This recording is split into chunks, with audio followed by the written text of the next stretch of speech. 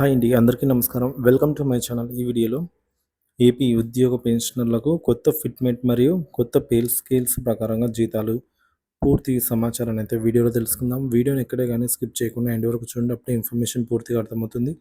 Video చూస్తున్న ప్రతి ఒక్కరు వీడియోకి లైక్ చేయండి ఫ్రెండ్స్. వీడియోని తోటి ఉద్యోగ పెన్షన్ మిత్రులతో అయితే షేర్ చేయండి. కొత్తగా మన ఛానల్ చూస్తున్నవారు ఇంకా సబ్స్క్రైబ్ చేసుకోకుంటే వెంటనే మన ఛానల్‌ని అయితే సబ్స్క్రైబ్ చేసుకోండి. దీని ద్వారా నేను చేసే లేటెస్ట్ వీడియోస్ అన్నీ మీ వరకు రీచ్ అవుతాయి.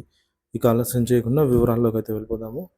ఫ్రెండ్స్, ముందుగా డిఏ బకాయిల గురించి విశ్లేషణ అండి. డిఎన్ఎస్ అలవెన్స్ బకాయిలు మరియు 12వ పీఆర్సీ పే రివిజన్ కమిషన్ యొక్క అంచనాలు. 2023 జూలై వరకు డిఏ పెరుగుదల ప్రకటన ప్రభుత్వం నుంచి వచ్చింది. కానీ డిఏలకు సంబంధించి అరియర్స్ ఉద్యోగుల ఖాతాలో ఇంకా జమ కాలేదు. సో విడతల వారీగా జమ చేస్తామని జీవోలో ఇచ్చినప్పటికీ కూడా మనకైతే ఇవి అరియర్స్ ఏవి జమ కాలేదు. ఈ డిఏ అరియర్స్ మొత్తం లక్షల కోట్ల రూపాయల వరకు అయితే ఉంటాయి. సో మొత్తం బకాయిలను ఉద్యోగులకు చెల్లించాల్సిన బాధ్యత ప్రభుత్వంపై ఉంది. డిఏ మరియు కొత్త పీఆర్సీ. ప్రస్తుతం 12వ పీఆర్సీ అమలు చేయబోతున్న సందర్భంలో జూలై 2023 నాటికి డిఏ ఎంత మేరకు బేసిక్‌లో మెర్జ్ అవుతుందో పరిశీలించడం అవసరము. జూలై 2023 నాటికి డిఏ పరిస్థితి.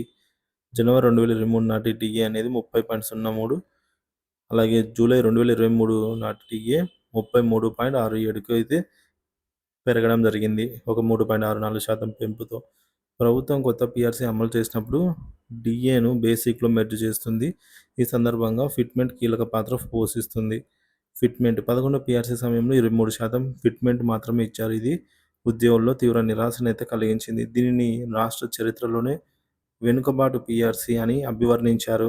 ఇప్పుడు 12వ పీఆర్సీ కోసం 30% ఫిట్‌మెంట్ నిరీక్షణలో ఉన్నది. అంటే 30% ఫిట్‌మెంట్ ఇచ్చేదానికి ఆలోచనలో అయితే ఉన్నారు. ఫిట్‌మెంట్ ప్రకారంగా జీతాల పెరుగుదల. జూలై 2023 నాటి డిఏ 33.67%, ఫిట్‌మెంట్ 30% అనుకుంటే బేసిక్ పెరుగుదల మొత్తం 63.67% అవుతుంది.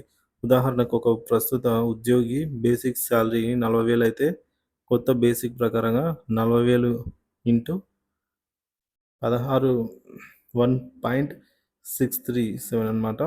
సో మొత్తానికి రూ. 65,468 అయితే రావటం జరుగుతుంది.